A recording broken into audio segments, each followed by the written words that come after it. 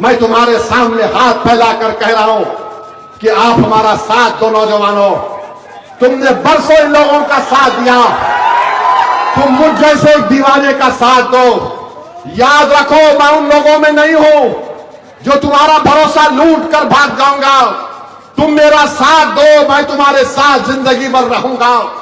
मैं तुमसे वादा किया और फिर कर रहा हूं, मैं जब तक जिंदा रहूंगा तुम्हारी जबान में तुम्हारी लड़ाई को अपनी लड़ाई समझता था और लड़ता रहूंगा।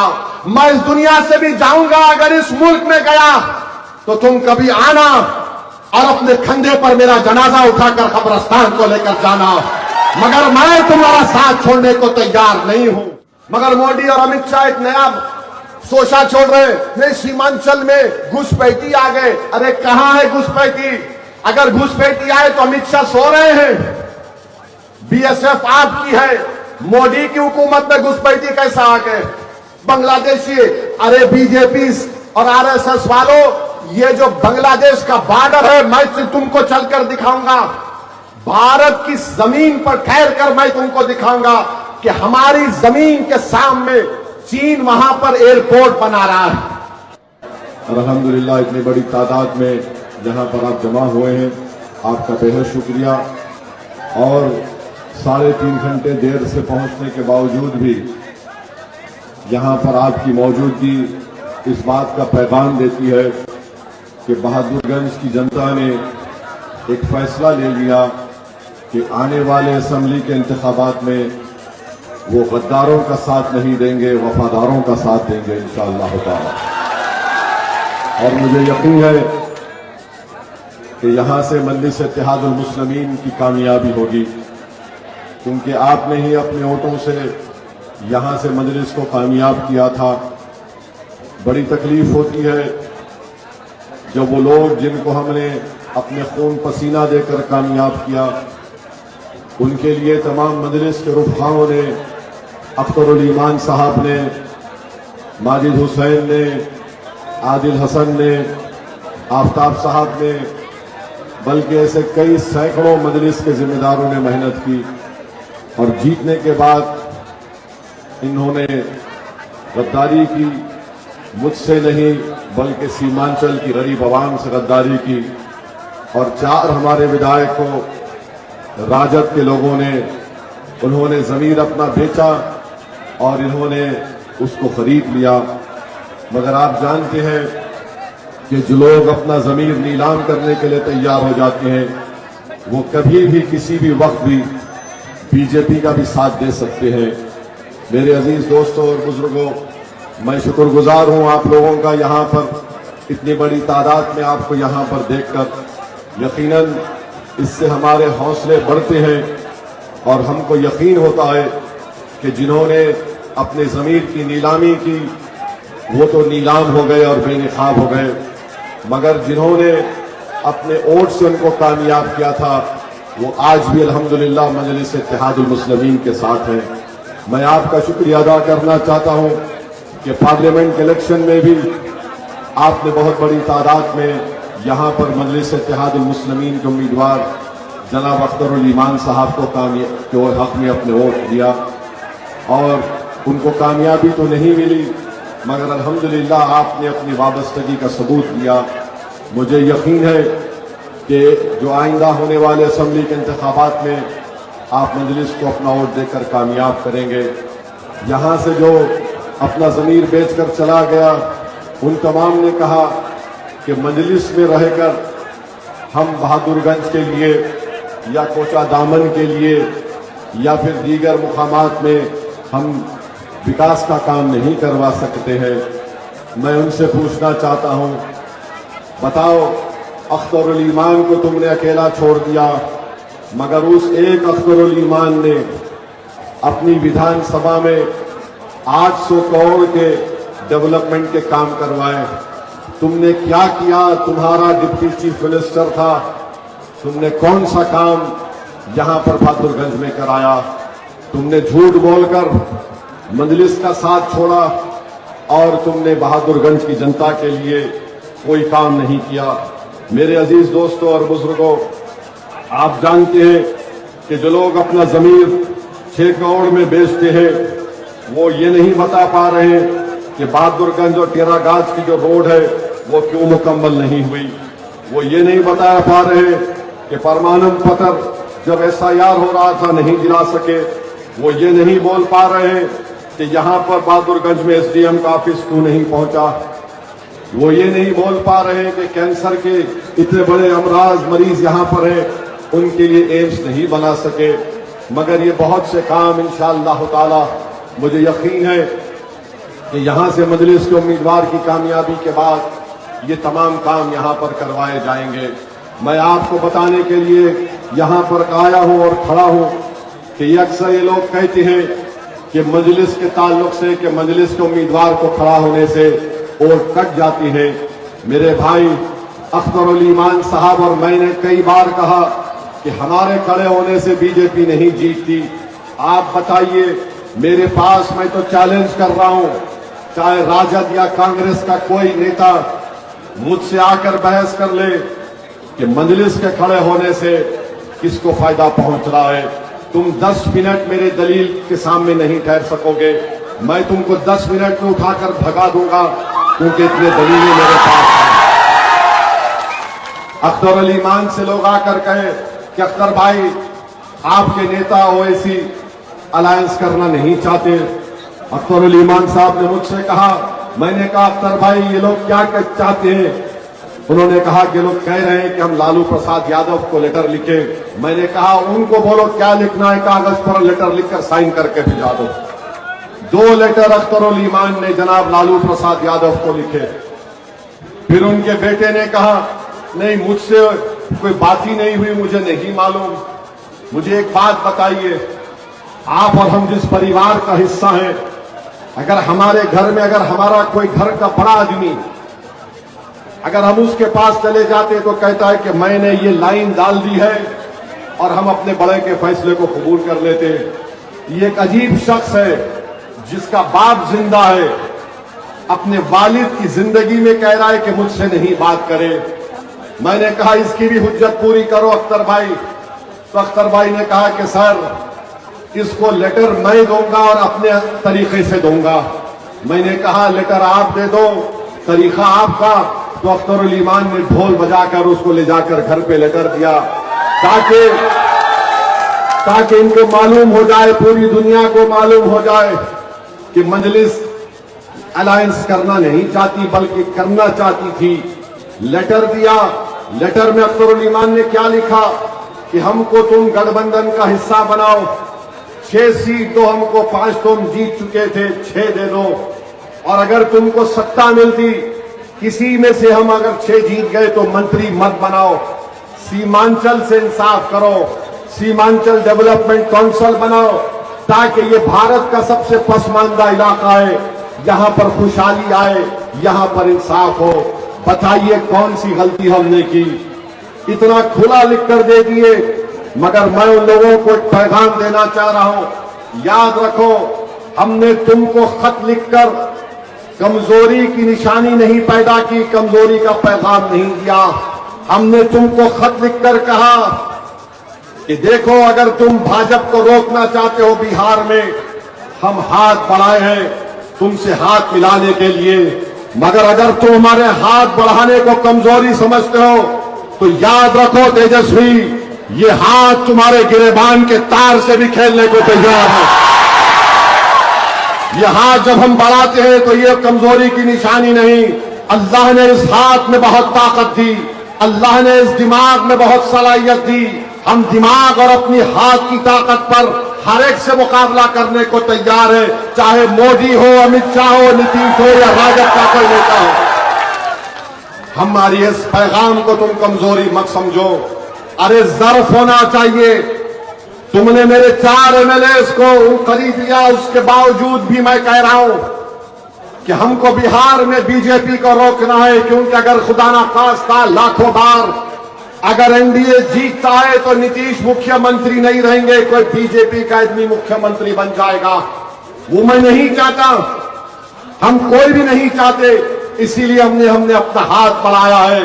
अगर तुम हाथ बढ़ाने को कमजोरी की अलामत समझते हो ये हाथ बहुत दराज है तेजस्वी, तुम्हारे गिरेबान के तार हम उससे खेलेंगे, याद रखो। मेरे अजीज दोस्तों और बुजुर्गों, जो बोलकर बहादुरगंज से छोड़कर तेजस्वी के दामन में जाकर बैठ गए कि मंजलिस में रहने से विकास का काम नहीं होता। अरे तुमने क्या उखाड़ लिया? अख्तरुल ईमान मंत्री नहीं है, मगर अपनी विधानसभा में अख्तरुल ईमान ने अल्हम्दुलिल्लाह 800 करोड़ के कामों की शुरुआत कर दी। ब्रिज का काम चल रहा है। बताओ तुमने क्या किया? तुम सिर्फ धोखा देने में माहिर हो, तुम पीठ में खंजर घोंपने वाले हो। तुम सीमांचल के गरीबों के ख्वाबों को चूकनाचूर अगर तुम करना चाहते हो तो मैं सीमांचल की जनता को पहले ही पैगाम दिया हूं, याद रखो, अगर दुनिया मेरा साथ छोड़ देगी, बहादुरगंज की जनता, तुमको एक दीवाना दुनिया में मिलेगा जो खड़े होकर सीमांचल जिंदाबाद, सीमांचल जिंदाबाद, सीमांचल जिंदाबाद कहता रहेगा। हम यहां पर 2015 में आए, हमको कामयाबी नहीं मिली। दुश्मन समझे कि कामयाबी नहीं मिलेगी, वो ऐसी छोड़कर चला जाएगा। दुनिया नहीं जानती कि मैं दीवाना हूं। अगर किसी से मोहब्बत का दावा करता हूं तो मैं अपने आप को मिटाने को तैयार हूं, मगर उनको अपना पीठ कभी दिखाने के लिए तैयार न था, न कभी दिखाऊंगा। मैं साथ नहीं छोड़ूंगा सीमांचल का। जब तक अल्लाह असदुद्दीन ओवैसी को जिंदा रखेगा, मैं जब तक जिंदा रहूंगा सीमांचल और गरीबों की आवाम की लड़ाई लड़ता रहूंगा। मुझे अल्लाह काफी है। अरे लोग आएंगे चले जाएंगे, मगर एक इंसान की जबान की भी अहमियत होनी चाहिए।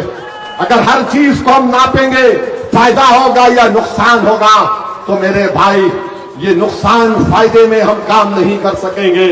हमको काम करना है कि तुमसे मोहब्बत है, तो मोहब्बत की बुनियाद क्या है? मोहब्बत की बुनियाद अमल है। किसी शायर ने अच्छा कहा था कि अकल को तनकीद से फुर्सत नहीं, अकल को तनकीद से फुर्सत नहीं, इश्क पर अमल की बुनियाद रख। तो हम इश्क करते हैं सीमांचल से। लोग दुनिया उसको एक तरफा कहे, दो तरफा कहे, उसका मतलब नहीं लेना है, सिर्फ हमको काम करना है सीमांचल के। तो आज मैं आपके दरमियान में आया हूं, दोबारा उस बात को रखने के लिए आया हूं कि मजलिस सीमांचल के साथ है। और आपका दिल गवाही देगा कि जब तक मजलिस नहीं आई थी, सिवाय मरहूम तस्लीम साहब के कोई सीमांचल नहीं बोलता था, मगर जब से अख्तरुल ईमान ने मजलिस की क़यादत को संभाला, मजलिस के झंडे को सीमांचल में हमने गाड़ दिया अख्तरुल ईमान की क़यादत में, तो तेजस्वी को भी मजबूरन बोलना पड़ा सीमांचल, सीमांचल, सीमांचल। ये किसने कहा? मजलिस ने कहा। तो आज सब सीमांचल कह रहे, बल्कि मोदी ने भी कह दिया सीमांचल। तो मालूम हुआ कि जब भाईजान बोलते हैं तो तेजस्वी और मोदी को भी उसी सुर में बोलना पड़ता है। ये तुम्हारी ताकत है, ये आपका सियासी शऊर है, ये आपकी मजलिस से वाबस्तगी है। मेरे अजीज दोस्तों और बुजुर्गों, हमने तो पूरी कोशिश कर ली, मगर हमको चुनाव लड़ना है और बराबर लड़ेंगे इंशाअल्लाह ताला। चाहे यहां पर हो, कोचा दामन हो, रुकनुद्दीन जहां से है, शाहनवाज जहां से है, तुम तैयार हो जाओ। मैं तुमसे आकर जमहूरी तरीके से जंग करूंगा, जंग करूंगा। ये मेरी जाती जंग नहीं होगी। इन गरीब आवाम को तुमने धोखा किया है, इनके ख्वाबों को तुमने चुकनाचूर करने की कोशिश की। वो गरीब आवाम जो हिंदुस्तान के कोने कोने से अपने पैसों से खर्चा कर आकर तुमको वोट डाला। और मैं जानता हूं इलेक्शन से 2 दिन पहले तुम लोग क्या कर रहे थे। तुम मेरे सामने आकर हाथ की भीख मांग रहे थे कि साहब हमको बचा लो, चुनाव के लिए 2 दिन है। अरे मैं जो कुछ कर सकता था मैंने किया, मेरा अल्लाह जानता है। मैं इसलिए किया क्योंकि मैंने सीमांचल की आवाम को एक वादा किया, और उस वादे को पूरा करने के लिए हम तमाम ने अपना सब कुछ अपने दांव पे लगा दिया। नहीं, हमारे उम्मीदवार को कामयाब करना है, क्योंकि सीमांचल की जनता को हमने वादा किया। तो मेरे अजीज दोस्तों और बुजुर्गों, होगी 2 मिनट।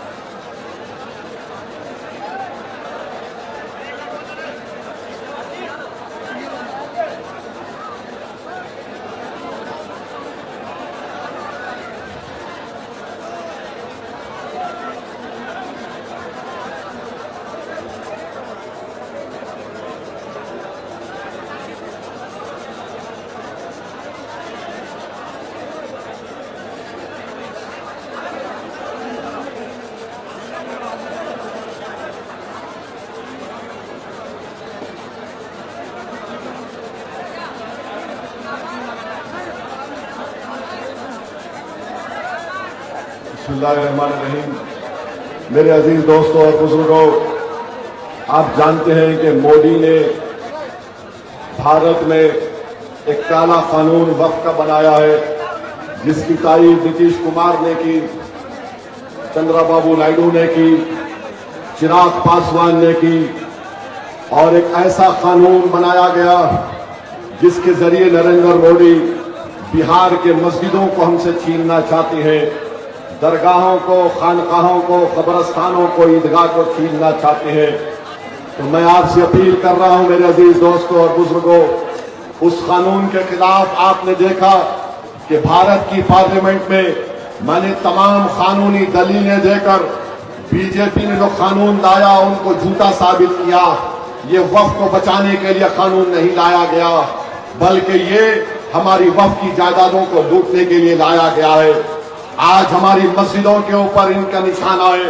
तो मेरी आपसे गुजारिश है कि हमको मुत्तहिदा तौर पर अपने आप को मुत्तहिद होकर अपने के कोर्ट को इस्तेमाल करना चाहिए, ताकि हम पैगाम दे सके फिरका परस्त ताकतों को कि हम तुमको अपने वोट के जरिए शिकस्त देंगे जो तुमने ऐसा काला कानून बनाया है।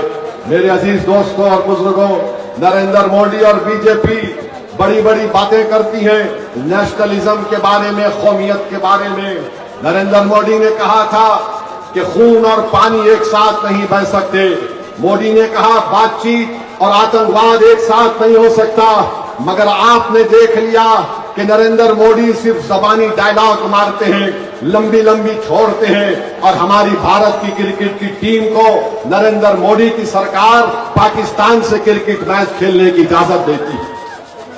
और नरेंद्र मोदी सीमांचल को आके बोलते हैं कि यहां पर बांग्लादेशी है। अरे मोदी जी, 65 लाख नाम इलेक्शन कमीशन ने निकलवा दिए, उसमें कौन सा निकला सीमांचल का बांग्लादेशी बताओ। मोदी और अमित शाह के बोलते यहां पर आबादी बढ़ रही है। अरे आबादी बढ़ रही है तो मोहन भागवत आरएसएस का क्यों पुकार के बोल रहा 3 बच्चे पैदा करो, 3 बच्चे पैदा करो। मोहन भागवत बोल रहे कि 3 बच्चे पैदा करो। कल तक बीजेपी आरएसएस बोलती थी कि मुसलमान बहुत बच्चे पैदा कर रहे। मैं उस वक्त भी आज भी कह रहा हूं कि मुसलमानों का TFR रेट सबसे ज्यादा गिरा है, 2.1 पे आ चुका है। मगर मोदी और अमित शाह एक नया सोचा छोड़ रहे हैं, नहीं सीमांचल में घुसपैठी आ गए। अरे कहां है घुसपैठी? अगर घुसपैठी आए तो अमित शाह सो रहे हैं। BSF आपकी है, मोदी की हुकूमत में घुसपैठी कैसा आ गए? बांग्लादेशी। अरे बीजेपी और RSS वालों, ये जो बांग्लादेश का बॉर्डर है मैं तुमको चलकर दिखाऊंगा। भारत की जमीन पर ठहर कर मैं तुमको दिखाऊंगा कि हमारी जमीन के सामने चीन वहां पर एयरपोर्ट बना रहा है, और मोदी चीन का नाम सुनते कि खामोश हो जाते हैं। चीन को कुछ बोलते ही नहीं। चीन के बारे में नाम लो, चीन से हाथ मिला लिए। बांग्लादेश में इनकलाब आ गया, हमको खबर नहीं। श्रीलंका में इनकलाब आ गया, हमको खबर नहीं। नेपाल में इनकलाब आ गया, इनको खबर नहीं। आप समझे इनकी क़यादत। नेपाल तो बाजू है, अगर वहां पर कोई चीखे तो हमको मालूम होना ना। जनता रोड पे निकल के वहां के वजीर आजम को कपड़े उतार कर मार रही है, मोदी जी को पता ही नहीं है। मगर सीमांचल में घुसपैठी बांग्लादेशी है। वाह मोदी जी, आप सो रहे हैं या जाग रहे हैं हमको पता नहीं। नेपाल की आवाम तो रोड पे निकलकर नेपाल के नौजवानों ने अपनी हुकूमत का तख्ता ही पलट दिया, मगर दिल्ली के बादशाह को खबर ही नहीं है। अब आप बताइए, जिसको पड़ोस में क्या हो रहा नहीं मालूम, जिसको बांग्लादेश में चीन हमारी जमीन के सामने एयरपोर्ट बना रहा है नहीं मालूम, वो बांग्लादेश जो कभी भारत का बहुत करीब था आज पाकिस्तान से उसके रिश्ते मजबूत हो गए। बोलो क्या हो रहा है बीजेपी वालों, बोलो। तुम यहां पर सीमांचल को आकर यहां की जनता को बदनाम करने की बात बीजेपी करती है। अरे गाया में आप फैक्ट्री खोल रहे हैं तो सीमांचल में क्यों नहीं खोलते मोदी जी? तो बोले ने मैंने पूर्णिया एयरपोर्ट खोला। अच्छा, एयरपोर्ट में भी फ्लाइट अहमदाबाद जा रही है, हैदराबाद नहीं जा रही है। यहां पर हाईकोर्ट का बेंच क्यों नहीं खोला जाता? जब झारखंड नहीं बना था तो यहां पर बेंच था। यहां पर लोग बीमार होते हैं, एम्स नहीं खोला जाता। जलालाबाद से किशनगंज तक रेलवे ट्रैक की जरूरत है, नहीं खोला जाता। और वो कोचा दामन का जमीर फरोज जो भाग गया, उसमें स्टेशन नहीं खुलता। मगर मोदी जी आके बोलेंगे भाइयों बहनों, सीमांचल में घुसपैठी आ रहे हैं, आप क्या सो रहे थे? आप प्रधानमंत्री हैं, बॉर्डर सिक्योरिटी फोर्स है, कैसे आते बांग्लादेश से लोग? मगर बदनाम करना सीमांचल को। मोदी जी, सीमांचल की जनता आपको भी जवाब देगी इंशाअल्लाह इलेक्शन में, आपको भी जवाब देगी। ये सीमांचल की तौहीन है। अब आप देखिए, बोलते हैं कि जीएसटी हमने कम कर दिया। अरे गरीब के पास पैसा नहीं है खर्चा करने को। सीमांचल के किसान को फसल की कीमत नहीं मिलती। अनानास की कीमत हो, केले की कीमत हो, चावल की कीमत हो, मकाई की कीमत हो। मगर मोदी जी बोल रहे दिल्ली के बादशाह, मैं भाइयों बहनों जीएसटी कम कर दिया। अरे गरीब के पास पैसा नहीं है। इतनी गरीबी भारत में बढ़ चुकी है।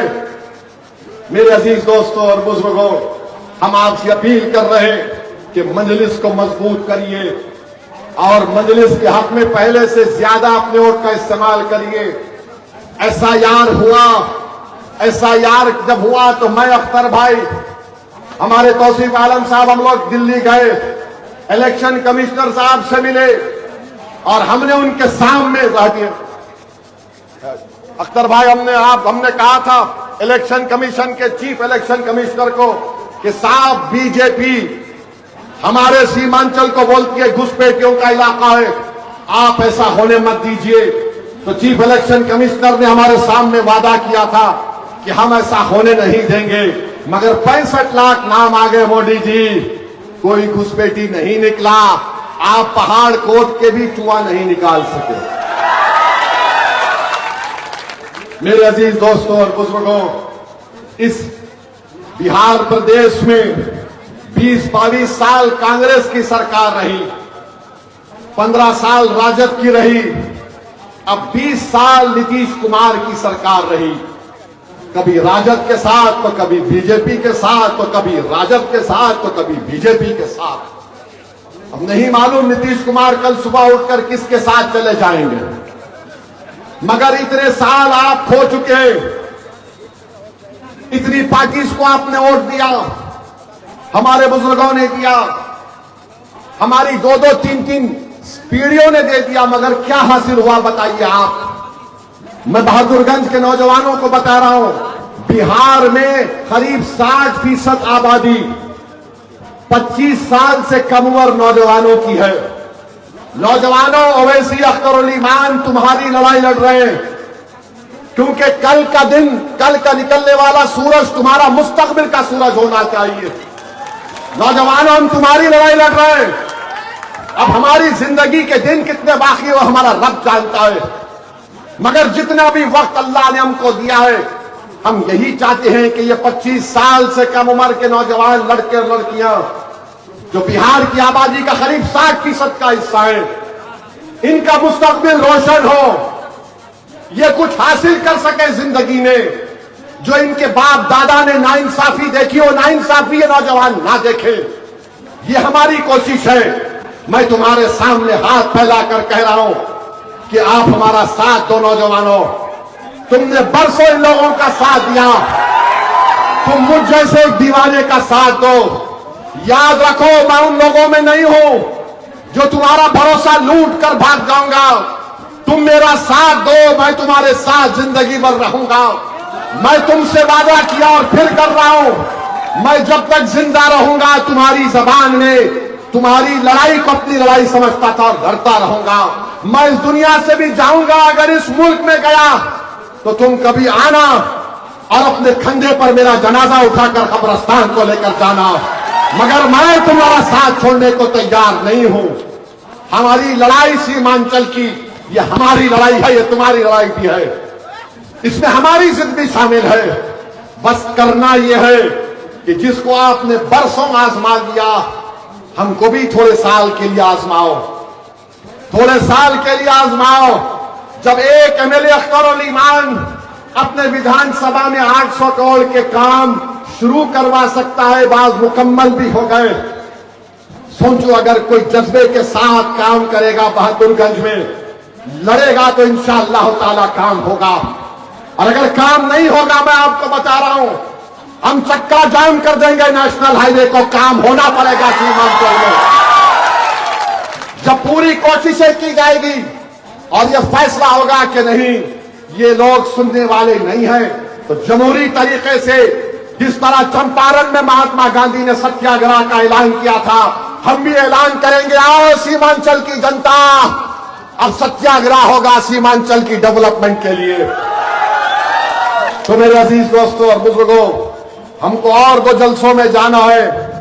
अगर आप मजलिस का साथ दे रहे हैं इस आने वाले विधानसभा के चुनाव में, अगर आप सीमांचल की नाइंसाफी की लड़ाई में हमारा साथ दे रहे हैं, अगर आप उन लोगों को वोट नहीं देंगे जिन्होंने हमारे बाप दादा के मुस्तकबिल को बर्बाद कर दिया, तो मैं आपसे अपील करूंगा, अपना जेब से सेल फोन निकालिए, लाइट जलाइए, ताकि पटना में भाजपा, राजद, नीतीश कुमार को उनकी दिमाग की बत्ती खुल जाए। आज यहां से बहादुरगंज से पैगाम देंगे, खोलो अपना सेल फोन, लाइट जलाओ, ताकि गद्दारों को भी मालूम हो जाए कि तुम्हारी बत्ती गुल होने वाली है।